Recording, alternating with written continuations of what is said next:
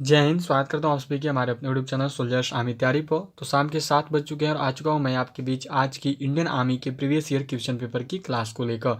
आज जो हम सब देखिए सोल्जर जीडी का मराठा लाइट इन्फेंट्री सेंटर बेलगाम का क्वेश्चन पेपर करने वाले हैं, जो कि देखो आपका रहेगा। जो बेसिक डिटेल्स दी जाती है, duration 60 minute, maximum marks 100, passing marks 35, यही सब दी गई हैं। तो आज जो आपका पेपर है सोल्जर जीडी का मराठा लाइट इन्फेंट्री सेंटर बेलगाम का। जल्दी से क्वेश्चन पेपर को शेयर कर दीजिए अपने और भी फ्रेंड्स के साथ जो भी आपके साथ इस बार इंडियन आर्मी की एग्जाम देने वाले हैं। एंड उसके साथ साथ जो भी हमारे यूट्यूब चैनल पर नए होंगे वो चैनल को सब्सक्राइब करके बेल आइकन जरूर प्रेस कर दीजिएगा। और देखिए जो भी क्लास अटेंड कर रहे हैं सभी को लाइक बटन जरूर प्रेस कर दें। तो चलिए आज की क्लास को शुरू करते हैं क्वेश्चन नंबर 1 के साथ। क्लास शुरू करने से पहले देखिए सबको टेलीग्राम ग्रुप से जरूर जुड़ जाना। टेलीग्राम ग्रुप से जुड़ने का जो लिंक है वो आपको नीचे डिस्क्रिप्शन बॉक्स में दिया हुआ है। तो चलिए शुरू करते हैं आज की क्लास को। आज की क्लास में जो है देखिए हम लोग सेक्शन ए से स्टार्ट करेंगे, जो कि आपका देखो जनरल नॉलेज के क्वेश्चन होंगे। क्वेश्चन नंबर 1 to 15, 1 से 15 तक सामान्य ज्ञान के प्रश्न होंगे 1 से 15 तक। क्या दिया हुआ है देखिए यहाँ पे आपका कि which religion are the Dilwara temple associated. Dilwara मंदिर किस धर्म से संबंधित है? हिंदू और जैन दोनों, हिंदू, जैन या फिर आपका बौद्ध। ठीक है, दिलवाड़ा मंदिर का बताना है कि जो दिलवाड़ा मंदिर है वो निम्न में से किस धर्म से संबंधित है। तो देखिए जो दिलवाड़ा मंदिर है वो आपका संबंधित है जैन धर्म से। राइट आंसर क्या हो जाएगा? तो ऑप्शन नंबर सी, जो दिलवाड़ा मंदिर है वो आपका संबंधित है जैनिज्म से, जैन धर्म से। चलिए अगले क्वेश्चन को देखेंगे, जो कि देखो यहाँ पे आपका दिया हुआ है। क्वेश्चन नंबर 2 है, central board of film certification comes under which of the following ministries in the government of India. केंद्रीय फिल्म निर्माण संस्था भारत सरकार के किस मंत्रालय के अधीन आती है? Ministry of tourism and culture, ministry of information and broadcasting, ministry of human resources development या फिर ministry of youth affairs and sports. मतलब कि ऑप्शन नंबर ए में दिया हुआ है पर्यटन एवं संस्कृति मंत्रालय, ऑप्शन नंबर बी में है सूचना एवं प्रसारण मंत्रालय, ऑप्शन नंबर सी में है मानव विकास संसाधन मंत्रालय एंड ऑप्शन नंबर डी में है खेल मंत्रालय। किसके अंतर्गत जो है देखो आपका CBFC central board of film certification आती है? तो देखिए जो CBFC है central board of film certification ये आती है देखो आपका ministry of information and broadcasting के अंतर्गत, सूचना एवं प्रसारण मंत्रालय के अंतर्गत जो है आती है। चलिए अगले क्वेश्चन को देखेंगे, जो कि यहाँ पे देखो आपका दिया हुआ है। क्वेश्चन नंबर 3 है, who founded the servants of India society. Servants of India society की नींव रखी थी गोपाल कृष्ण गोखले ने, बाल गंगाधर तिलक ने, लाला हरदयाल ने या फिर ऑप्शन नंबर डी में चित्तरंजन दास ने। किसके द्वारा जो है देखो सर्वेंट्स ऑफ इंडिया सोसाइटी की नींव रखी गई थी? तो देखिए जो सर्वेंट्स ऑफ इंडिया सोसाइटी है उसकी नींव किसने रखी थी? तो उसकी नींव रखी थी गोपाल कृष्ण गोखले ने। गोपाल कृष्ण गोखले के द्वारा जो है सर्वेंट्स ऑफ इंडिया सोसाइटी की नींव रखी गई थी। चलिए अगले क्वेश्चन की ओर बढ़ते हैं, जो कि देखो यहाँ पे आपका क्वेश्चन नंबर 4 है, who had established the four mathas of monastic seats in the 4 corners of India. Bharat के चारों कोनों में मठों की स्थापना किसके द्वारा कराई गई है? माधवाचार्य के द्वारा, शंकराचार्य के द्वारा, रामानुजाचार्य के द्वारा या फिर भास्कराचार्य के द्वारा। निम्न में से किसके द्वारा जो है देखो भारत के चारों कोनों में मठों की स्थापना करवाई गई है? तो देखिए भारत के चारों कोनों में जिसके द्वारा मठों का स्थापना करवाया गया है वो कौन है? तो वो है शंकराचार्य। राइट आंसर क्या हो जाएगा? तो ऑप्शन नंबर बी। चलिए अगले क्वेश्चन की ओर बढ़ेंगे, जो कि देखो यहाँ पे आपका दिया हुआ है। नेक्स्ट क्वेश्चन है कि soil erosion is cause due to मृदा अपरदन का मुख्य कारण है जानवरों द्वारा अत्यधिक मात्रा में चरने के कारण, पेड़ों के काटने के कारण, उपरोक्त सभी घटक या फिर तीव्र गति से होता शहरीकरण। क्या कारण है मृदा अपरदन का? ये जो है आप सबको यहाँ पे बताना है। तो देखिए मृदा अपरदन सॉइल इरोजन का जो मुख्य रीजन है वो है आपका पेड़ों के कटने के कारण। ठीक है, ज़्यादा पेड़ों की कटाई की वजह से जो है, कटिंग ऑफ ट्री की वजह से जो है मृदा अपरदन होता है।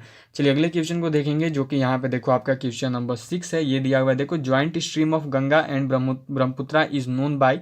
गंगा एवं ब्रह्मपुत्र की संयुक्त जलधारा किस नाम से जानी जाती है? पद्मा, सांगपो, मेघना या फिर आपकी जमुना। किस नाम से जो है गंगा एवं ब्रह्मपुत्र की संयुक्त जलधारा को जानते हैं? ये जो है आप सबको यहाँ पे बताना है।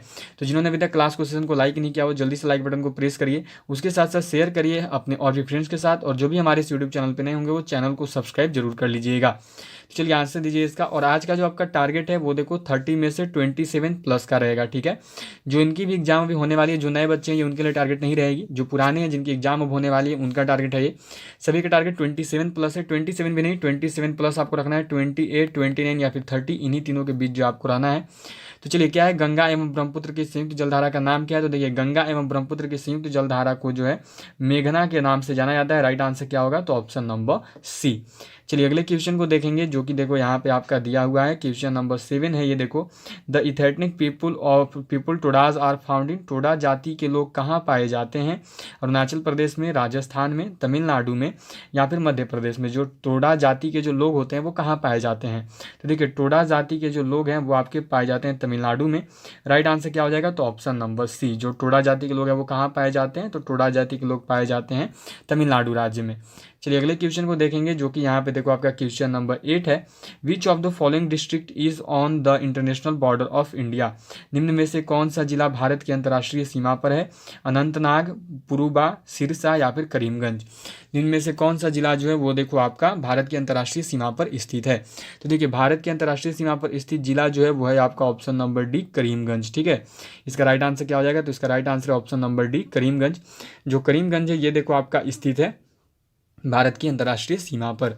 चलिए अगले क्वेश्चन को देखेंगे जो कि देखो यहाँ पे आपका दिया हुआ है, क्वेश्चन नंबर 9 है आपका। देखो ये है क्वेश्चन नंबर 9 दिया हुआ है कि the hill station Jawali is located in which state? Jawali पर्वतीय स्थल किस राज्य में स्थित है? तमिलनाडु, उत्तर प्रदेश, केरल या फिर उत्तराखंड। जो जावड़ी पर्वतीय स्थल है वो किस राज्य में स्थित है ये जो है आप सबको यहाँ पे बताना है। तो देखिए जो जावड़ी पर्वतीय स्थल है वो आपका स्थित है तमिलनाडु में। राइट आंसर क्या हो जाएगा? तो ऑप्शन नंबर ए। जो जावड़ी पर्वतीय स्थल है वो आपका स्थित है तमिलनाडु में। ऑप्शन नंबर ए जो है इसका राइट आंसर है। चलिए अगले क्वेश्चन को देखेंगे जो कि देखो आपका क्वेश्चन नंबर 10 है, 10 नंबर सवाल है। ये दिया हुआ है देखो, who is known as the father of green revolution? हरित क्रांति का जनक, ये जंक लिखा पर जनक होना चाहिए था, जनक किसे कहा जाता है? नॉर्मन बोरलॉग, इनमें से कोई नहीं, डॉक्टर एम.एस. स्वामीनाथन या फिर वर्धिस कुरियन। निम्न में से किसे जो है हरित क्रांति का जनक कहा जाता है ये जो है आप सबको यहाँ पे बताना है, फादर ऑफ ग्रीन रेवोल्यूशन। तो देखिए फादर ऑफ ग्रीन रेवोल्यूशन, हरित क्रांति के जनक के रूप में जो है जाना जाता है नॉर्मन बोरलॉग को। ठीक है, नॉर्मन बोरलॉग जो है इनको जाना जाता है। ऑप्शन नंबर ए जो है इसका राइट आंसर होगा। हरित क्रांति का जनक किसे कहते हैं? तो नॉर्मन बोरलॉग को जो है हरित क्रांति का जनक बोला जाता है। चलिए अगले क्वेश्चन को देखेंगे जो कि देखो आपका क्वेश्चन नंबर 11, 11 नंबर सवाल है। The first emperor of France was, France का पहला राजा कौन था? मर्टेल, नेपोलियन, लुइस 14 या फिर चार्लेमेग्ना। तो देखो बहुत कोई बोलते हैं कि नेपोलियन होगा राइट आंसर, पर ऐसा नहीं है। फ्रांस का जो पहला राजा है वो देखिए क्रम के अनुसार इनमें से सबसे पहले आपका लुइस 14 आता है। ठीक है, जो लुइस 14 है ये देखो फ्रांस का क्रम के अनुसार देखोगे तो लुइस 14 पहले आता है, नेपोलियन से पहले आता है। याद रखिएगा इस क्वेश्चन का जो राइट आंसर वो ऑप्शन सी हो जाएगा। चलिए अगले क्वेश्चन को देखेंगे जो कि यहाँ पे देखो आपका क्वेश्चन नंबर 12 दिया हुआ है कि the largest producer of black paper in India is, Bharat में काली मिर्च का सबसे बड़ा उत्पादक राज्य कौन सा है? आंध्र प्रदेश है, तमिलनाडु है, केरल है या कर्नाटक है। निम्न में से कौन सा राज्य है जहाँ पर देखो सबसे अधिक काली मिर्च का उत्पादन होता है? तो देखिए इसमें क्या है कि कभी कर्नाटक किसी साल में ऊपर जाता है, पहले नंबर पे आता है, किसी साल में केरल पहले नंबर पे आता है। अभी जो रिसेंट में देखोगे 2021 के अनुसार तो वो आपका केरल है। ठीक है, जो केरल है यहाँ पर देखो आपका सबसे अधिक काली मिर्च का उत्पादन होता है। चलिए अगले क्वेश्चन को देखेंगे जो कि देखो यहाँ पे आपका दिया हुआ है क्वेश्चन नंबर 13। ये है देखो आपका, what is the full form of LOC? LOC का विस्तार रूप क्या है? Location of control, location of command, line of control या फिर देखो लाइन ऑफ एक्चुअल कंट्रोल। क्या होता है ये जो है आप सबको यहाँ पे बताना है। तो देखिए एलओसी का जो फुल फॉर्म है वो होता है लाइन ऑफ कंट्रोल। ठीक है, राइट आंसर क्या हो जाएगा? तो एलओसी का जो फुल फॉर्म है वो लाइन ऑफ कंट्रोल होता है। और ये किसके किसके बीच में है? तो लाइन ऑफ कंट्रोल जो है ये आपका स्थित है देखो भारत एंड पाकिस्तान के बीच में। याद रखिएगा पूछा जाता है किसके किसके बीच जो है एलओसी स्थित है, तो भारत और पाकिस्तान के बीच में है। ठीक है, एलओसी। उसी के साथ साथ यहाँ पे देखो आपका लाइन ऑफ एक्चुअल कंट्रोल भी दिया हुआ है, इसको एलएसी बोलते हैं। ठीक है, जो लाइन ऑफ एक्चुअल कंट्रोल है इसको देखो बोला जाता है एलएसी। तो कभी कभार पूछ देगा एलएसी का फुल फॉर्म, तो याद रखिएगा एलएसी का फुल फॉर्म जो है लाइन ऑफ एक्चुअल कंट्रोल होता है। अब ये किसके किसके बीच है? तो ये जो है आपका स्थित है देखो इंडिया एंड चाइना के बीच में। याद रखिएगा इंडिया एंड चाइना के बीच में जो आपका एलएसी है, लाइन ऑफ एक्चुअल कंट्रोल। और क्वेश्चन था आपका कि what is the full form of LOC? तो वो हो गया लाइन ऑफ कंट्रोल, जो कि आपका भारत और पाकिस्तान के बीच में है। चलिए अगले क्वेश्चन को देखेंगे जो कि देखो आपका क्वेश्चन नंबर 14 है। यहाँ पे ये दी हुई है देखो, is the author of the book titles wings of fire? Wings of fire के लेखक हैं जवाहरलाल नेहरू, मुल्क राज आनंद, एपीजे अब्दुल कलाम या फिर देखो मैथिली शरण गुप्त। निम्न में से कौन जो है देखो आपके विंग्स ऑफ फायर नामक पुस्तक के लेखक हैं ये जो है आप सबको यहाँ पे बताना है। तो देखिए विंग्स ऑफ फायर जो पुस्तक है, विंग्स ऑफ फायर के जो लेखक हैं वो हैं देखो आपके डॉक्टर एपीजे अब्दुल कलाम। इस क्वेश्चन का जो राइट आंसर है वो है आपका ऑप्शन नंबर सी। ठीक है, विंग्स ऑफ फायर पुस्तक के लेखक हैं डॉक्टर एपीजे अब्दुल कलाम। चलिए अगले क्वेश्चन को देखेंगे, जो कि देखो आपका क्वेश्चन नंबर 15 है। ये है देखो कि Pradeep Kumar Banerjee is associated with which sport. Pradeep Kumar Banerjee किस खेल से संबंधित है? बेसबॉल, टेबल टेनिस, फुटबॉल या फिर हॉकी। जो प्रदीप कुमार बैनर्जी हैं वो इनमें से किस खेल से संबंधित है, ये जो है आप सबको यहाँ पे बताना है। तो चलिए सभी जल्दी से आंसर करिएगा। तो देखिए जो प्रदीप कुमार बैनर्जी हैं वो आपके संबंधित हैं फुटबॉल से। राइट आंसर क्या हो जाएगा? तो ऑप्शन नंबर सी, जो प्रदीप कुमार बैनर्जी हैं वो आपके संबंधित हैं फुटबॉल खेल से। सभी ध्यान में रखिएगा। चलिए तो यहाँ पे देखो आपके जीके के 15 क्वेश्चन हो चुके हैं। ठीक है, अभी स्कोर मत बताओ, आपको 15 में से आज नहीं बताना है। आज मैंने आपको 30 का टारगेट दिया है। तो चलिए 15 क्वेश्चन हो चुके हैं जीके के। आगे बढ़ते हैं और देखो यहाँ पे जो है आपके सेक्शन बी में होंगे। ठीक है, सेक्शन बी में जो है देखो आपके जनरल साइंस के क्वेश्चन होंगे। क्वेश्चन नंबर 16 से लेकर 30 तक। सामान्य विज्ञान के प्रश्न होंगे 16 से लेकर 30 तक। तो चलिए क्या दिया हुआ है यहाँ पे देखो आपका क्वेश्चन नंबर 16 है, 16 नंबर सवाल। ये यहाँ पे देखो आपका दिया हुआ है, the laws of floating body was discovered by अस्थायी निकायों के नियमों को द्वारा खोजा गया था। न्यूटन, हेनरी हर्ट्ज, आर्किमिडीज या फिर L.E. वाटरमैन। सबको बताना इसका राइट आंसर क्या होगा। जिन्होंने अभी तक क्लास को लाइक नहीं किया वो जल्दी से लाइक बटन प्रेस करिए, उसके साथ साथ शेयर करिए अपने और फ्रेंड्स के साथ, और जो भी हमारे यूट्यूब चैनल पर नए होंगे वो चैनल को सब्सक्राइब करके बेल आइकन जरूर प्रेस कर दीजिएगा। तो चलिए जल्दी से इसका सब आंसर बताइए, राइट आंसर क्या होगा। दिया हुआ है कि अस्थायी निकायों के नियमों को द्वारा खोजा गया। तो देखिए अस्थायी निकायों के नियमों को जो है आर्किमिडीज ने बताया था। ठीक है, राइट आंसर क्या हो जाएगा? तो ऑप्शन नंबर सी, आर्किमिडीज। जो भी लोग ऑप्शन सी को टिक करें वो बिल्कुल सही बता रहे हैं। चलिए अगले क्वेश्चन को देखेंगे, जो कि देखो आपका यहाँ पे क्वेश्चन नंबर 17 है, 17 नंबर सवाल। ये दिया हुआ है देखो आपका कि the botanical name of T is, चाय का वानस्पतिक नाम है, ट्रिटियम है, मेंगीफेरा इंडिका है, कैमिलिया सिनेंसिस है या फिर देखो रूबिसिया है। क्या है चाय का वानस्पतिक नाम, ये जो है आप सबको यहाँ पे बताना है। तो देखिए चाय का जो वानस्पतिक नाम है, बोटेनिकल नेम है, वो है कैमिलिया सिनेंसिस। इस क्वेश्चन का जो राइट आंसर है वो है आपका ऑप्शन नंबर सी, चाय का जो वानस्पतिक नाम है वो है आपका कैमिलिया सिनेंसिस। ठीक है, चलिए बढ़ते हैं अगले क्वेश्चन की ओर, जो कि देखो यहाँ पे आपका क्वेश्चन नंबर 18 है। देखो कि dialysis is used for the treatment of, dialysis का प्रयोग के इलाज में किया जाता है। किडनी फेलियर में, ब्रेन डिजीज में, हार्ट वीकनेस में या फिर नन ऑफ दिस। जो डायलिसिस का प्रयोग है वो निम्न में से किसके इलाज में किया जाता है?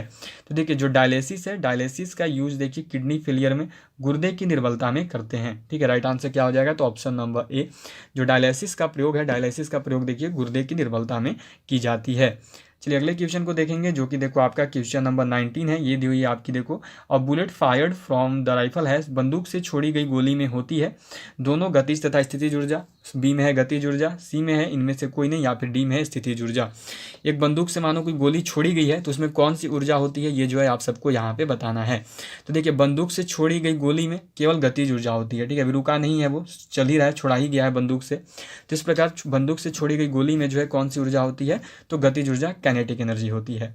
चलिए बढ़ते हैं अगले क्वेश्चन की ओर, जो कि देखो यहाँ पे आपका दिया हुआ है। तो क्वेश्चन नंबर 20 जो है ये आपको पता नहीं चल रहा है, पर क्वेश्चन नंबर 20 में देखो बोला गया है कि ध्वनि की चाल किसमें अधिक होती है, ये पूछा गया है। ठीक है, क्वेश्चन नंबर 20 जो है उसमें पूछा गया है कि ध्वनि की चाल किसमें अधिक होती है। ये जो है आपसे पूछा गया, ध्वनि की चाल किसमें अधिक होती है। ठीक है, ये आपसे यहाँ पे पूछा गया। तो देखिए ध्वनि की जो चाल है किसमें अधिक होती है, तो ध्वनि की जो चाल है अधिक होती है स्टील में। याद रखिएगा सबको, यही आपसे यहाँ पे दिया गया है कि ध्वनि की चाल जो है निम्न में से किसमें अधिक होती है, तो ध्वनि की चाल जो है अधिक होती है स्टील में। सभी ध्यान में रखना। चलिए अगले क्वेश्चन को देखेंगे, जो कि यहाँ पे देखो आपका क्वेश्चन नंबर 21 है। ये दी हुई है देखो, vulcanised rubber was invented by, जो वल्कनाइज्ड रबर है वो किसके द्वारा बताया गया था, किसके द्वारा खोजा गया था। वल्कनाइज्ड रबर का आविष्कार द्वारा किया गया था जॉन बॉयर डनलप के द्वारा, रॉबर्ट विलियम थॉमस के द्वारा, चार्ल्स गुडियर के द्वारा, या फिर देखो आपका किक पैट्रिक मैकिलन के द्वारा। किसके द्वारा जो है, मैकिलन के द्वारा, किसके द्वारा जो है वल्कनाइज्ड रबर का आविष्कार किया गया था, ये जो है आप सबको यहाँ पे बताना है। तो चलिए जल्दी से आंसर करिएगा कि किसके द्वारा जो है वल्कनाइज्ड रबर का आविष्कार किया गया। तो देखिए जो वल्कनाइज्ड रबर है उसका आविष्कार किया था चार्ल्स गुडियर ने। इस क्वेश्चन का जो राइट आंसर है वो है आपका option number C, Charles Goodyear. ठीक है, चलिए बढ़ते हैं अगले क्वेश्चन की ओर, जो कि देखो आपका क्वेश्चन नंबर 22 है, 22 नंबर सवाल। ये दिया हुआ है देखो आपका यहाँ पे, lens is made up of, lens से बनता है फ्लिंट ग्लास से, कोबाल्ट ग्लास से, पेरेक्स ग्लास से या फिर सामान्य ग्लास से। जो लेंस होते हैं वो निम्न में से किसके बने होते हैं, ये जो है आप सबको यहाँ पे बताना है। किस प्रकार के ग्लास से जो है देखो लेंस का निर्माण होता है। तो देखिए जो लेंस हैं ये आपके बनते हैं फ्लिंट ग्लास से। इस क्वेश्चन का जो राइट आंसर है वो है आपका ऑप्शन नंबर ए, लेंस किससे बनते हैं, तो लेंस का निर्माण होता है फ्लिंट ग्लास से। चलिए बढ़ते हैं अगले क्वेश्चन की ओर, जो कि देखो यहाँ पे आपका क्वेश्चन नंबर 23 है कि the hardest form of carbon is, carbon का सबसे कठोर रूप है ग्रेफाइट, कोल, चारकोल या फिर हीरा। निम्न में से कार्बन का सबसे कठोर रूप क्या है? तो जिन्होंने अभी तक क्लास को सेशन को लाइक नहीं किया वो जल्दी से लाइक बटन को प्रेस कर दीजिएगा। उसके साथ साथ शेयर कर दीजिए अपने और भी फ्रेंड्स के साथ, और जो भी हमारे इस यूट्यूब चैनल पर नए हों वो चैनल को सब्सक्राइब करके बेल आइकन को ऑल पे जरूर सेट कर लीजिएगा। तो चलिए बताइए कार्बन का सबसे कठोर रूप क्या है? तो देखिए कार्बन का जो सबसे कठोर रूप है वो बोला जाता है हीरा को। राइट आंसर क्या हो जाएगा? तो ऑप्शन नंबर डी डायमंड, जो कार्बन का सबसे कठोर रूप है वो आपका हीरा होता है। चलिए बढ़ते हैं अगले क्वेश्चन की ओर, जो कि देखो आपका क्वेश्चन नंबर 24 है। यहाँ पे ये दी हुई है देखो आपकी कि the green house effect is mainly due to increase in atmosphere. Green house प्रभाव मुख्य रूप से वायुमंडल में वृद्धि की वजह से होता है। Ozone, carbon dioxide, carbon monoxide या फिर नाइट्रोजन। निम्न में से किसकी वृद्धि की वजह से जो है देखिए आपका ग्रीन हाउस प्रभाव होता है, ये जो है आप सबको यहाँ पे बताना है। तो देखिए ग्रीन हाउस इफेक्ट का जो मेन रीजन है वो होता है कार्बन डाइऑक्साइड CO2। ठीक है, जो मुख्य गैस है ग्रीन हाउस प्रभाव का वो आपका CO2 कार्बन डाइऑक्साइड है। चलिए देखते हैं अगले क्वेश्चन को, जो कि आपका देखो क्वेश्चन नंबर 25 है। ये दी हुई है देखो आपकी कि green coloured pigment present in leaves is called. क्या होता है? पत्तियों में मौजूद हरे रंग के वर्णक को कहते हैं, क्या कहते हैं? फायोकोबिलिन कहते हैं, या फिर जंथोफिल कहते हैं, या फिर आपका क्लोरोफिल कहते हैं, या फिर कैरोटीन कहते हैं। पत्तियों में मौजूद हरे रंग के वर्णक को क्या कहा जाता है? तो देखिए पत्तों में मौजूद जो हरे रंग के वर्णक होते हैं उनको क्लोरोफिल के नाम से जानते हैं। राइट आंसर क्या होगा? तो ऑप्शन नंबर सी क्लोरोफिल। ध्यान में रखिएगा, पत्तियों में मौजूद हरे रंग के वर्णक को क्लोरोफिल बोला जाता है। चलिए अगले क्वेश्चन को देखेंगे, जो कि देखो आपका क्वेश्चन नंबर 26 है। यह है आपका देखो कि डैक्टिलोग्राफी इज द स्टडी ऑफ। डैक्टिलोग्राफी का अध्ययन है फिंगरप्रिंट, कार्बन डेंटिंग, फॉरेंसिक या फिर लिखावट। जो डैक्टिलोग्राफी है वो निम्न में से किसका अध्ययन है, ये जो है आप सबको यहाँ पे बताना है। तो चलिए आंसर करिए सबको कि डैक्टिलोग्राफी निम्न में से किसका अध्ययन होता है। तो देखिए जो डैक्टिलोग्राफी है वो किसका अध्ययन हो जाएगा? तो जो डैक्टिलोग्राफी है वो अध्ययन होता है फिंगरप्रिंट का। राइट आंसर क्या हो जाएगा? तो ऑप्शन नंबर ए, जो डैक्टिलोग्राफी है वो अध्ययन होती है फिंगरप्रिंट की। चलिए बढ़ते हैं अगले क्वेश्चन की ओर, जो कि देखो आपका क्वेश्चन नंबर 27 है। ये दिया हुआ है देखो, the instrument used to measure the concentration of salt water is. खारे पानी की सांद्रता मापने के लिए इस्तेमाल किया जाने वाला उपकरण है गैल्वेनोमीटर, फादोमीटर, सेलिनोमीटर या फिर pH मीटर। खारे पानी की सांद्रता को मापने के लिए किस उपकरण का प्रयोग किया जाता है, ये जो है आप सबको यहाँ पे बताना है। तो देखिए खारे पानी की सांद्रता को मापने के लिए जिस उपकरण का प्रयोग करते हैं वह उपकरण कौन सा है? तो वह उपकरण है देखो आपका सेलिनोमीटर। ठीक है, राइट आंसर क्या हो जाएगा? तो ऑप्शन नंबर सी। जो भी आंसर सी को कर रहे हैं सेलिनोमीटर को, वो बिल्कुल सही बता रहे हैं। चलिए बढ़ते हैं अगले क्वेश्चन की ओर, जो कि देखो आपका क्वेश्चन नंबर 28 है। ये है देखो आपकी कि inverter is a device which converts. Inverter एक ऐसा उपकरण है जो परिवर्तित करता है AC into AC, DC into DC, AC into DC या फिर DC इंटू AC। क्या होता है? इन्वर्टर एक ऐसा उपकरण है जो किसको परिवर्तित करता है आपका, ये यहाँ पे आपको बतानी है। तो देखिए इन्वर्टर जो है वो एक ऐसा उपकरण है जो कि आपका DC को AC में परिवर्तित करता है। ठीक है, राइट आंसर क्या हो जाएगा? तो ऑप्शन नंबर डी। इन्वर्टर एक ऐसा उपकरण है जो आपका देखो DC इंटू AC, DC को AC में कन्वर्ट करता है। चलिए बढ़ते हैं अगले क्वेश्चन की ओर, जो कि देखो आपका क्वेश्चन नंबर 29 है। ये दिया हुआ है देखो कि the common name for potassium carbonate is. Potassium carbonate का सामान्य नाम है बेकिंग पाउडर, सिरका, सोडा या फिर देखो आपका पोटास। जो पोटेशियम कार्बोनेट है उसका सामान्य नाम क्या होता है? तो ये नाम से ही पता चल रहा है, ध्यान से ऑप्शन दिखेगा तो यहीं पे आप सब पकड़ लोगे। तो चलिए आंसर बताइए सबको क्या होगा, पोटेशियम कार्बोनेट का सामान्य नाम जो है क्या होता है? तो देखिए जो पोटेशियम कार्बोनेट है उसका सामान्य नाम जो है पोटास होता है। ठीक है, पोटेशियम कार्बोनेट को पोटास के नाम से भी जाना जाता है। चलिए बढ़ते हैं अगले क्वेश्चन की ओर, जो कि आपका लास्ट क्वेश्चन है GS सेक्शन का। ये दिया हुआ है देखो आपका यहाँ पे, और temperature of 295 kelvin is equivalent to approximately 295 kelvin का तापमान के लगभग बराबर होता है 32.33 डिग्री फ़ारेनहाइट के बराबर, 0 डिग्री फ़ारेनहाइट के बराबर, 96.33 डिग्री फ़ारेनहाइट के बराबर या फिर 71.33 डिग्री फ़ारेनहाइट के बराबर। जो 295 डिग्री केल्विन होती है उन्हीं में से किसके बराबर होती है? तो देखिए जब आप इसका वैल्यू निकालोगे तो जो 295 डिग्री केल्विन है ना वो इक्वल होता है 71.33 डिग्री केल्विन के बराबर। ठीक है, राइट आंसर क्या हो जाएगा? तो ऑप्शन नंबर डी। तो चलिए आज के 30 क्वेश्चन आपके करवा दिए गए हैं। ठीक है, टोटल जो 30 क्वेश्चन हम लोग एवरीडे अपने प्रीवियस ईयर पेपर में करते हैं वो 30 क्वेश्चन आज के आपके कंप्लीट हो चुके हैं। सबको अपना स्कोर जरूर शेयर करना। मैंने आप सबको टारगेट जो है 27 प्लस का दिया था, मतलब कि 28, 29 या 30 इन तीनों में से कोई एक आपको रहना है जो तैयारी पहले से कर रहे हैं, जिनकी इस बार पेपर होने वाली है। तो सबको अपना स्कोर जरूर शेयर करेंगे कि आप सभी ने जो है कितने क्वेश्चन को इस पूरे के पूरे पेपर में सही किया है। ऑल ऑफ यू सभी का टारगेट है। सबको कमेंट बॉक्स में जरूर बताइएगा, अभी मत बताइए, जो कमेंट बॉक्स दिख रहा है उसमें बताइए। ठीक है, लाइव चैट में किसी को नहीं बताना है। तो चलिए ऑल ऑफ यू बाय। अब आज के क्लास को, आज के सेशन को यहीं पे एंड करूँगा। अब आप सबसे देखिए मुलाकात होगी सीधे कल दोपहर 1 बजे, ठीक है। आज देखो आपका कंप्लीट हो चुका है। आज आपकी बहुत अच्छी क्लास हुई थी दोपहर 1 बजे भी, जिसमें हमने युद्ध को जाना था, जो भी प्रमुख युद्ध थे भारत के, उनसे जो भी क्वेश्चंस आते हैं, किसके किसके मध्य हुआ था, कब हुआ था, ये सारा आपका क्लियर हो गया, कौन विजयी हुआ था। आज आपको 1 बजे करवा दिया था मैंने। अब आपसे मुलाकात होगी कल दोपहर 1 बजे, जिसमें भी कल हम लोग करेंगे इंपॉर्टेंट जीके जीएस का क्लास।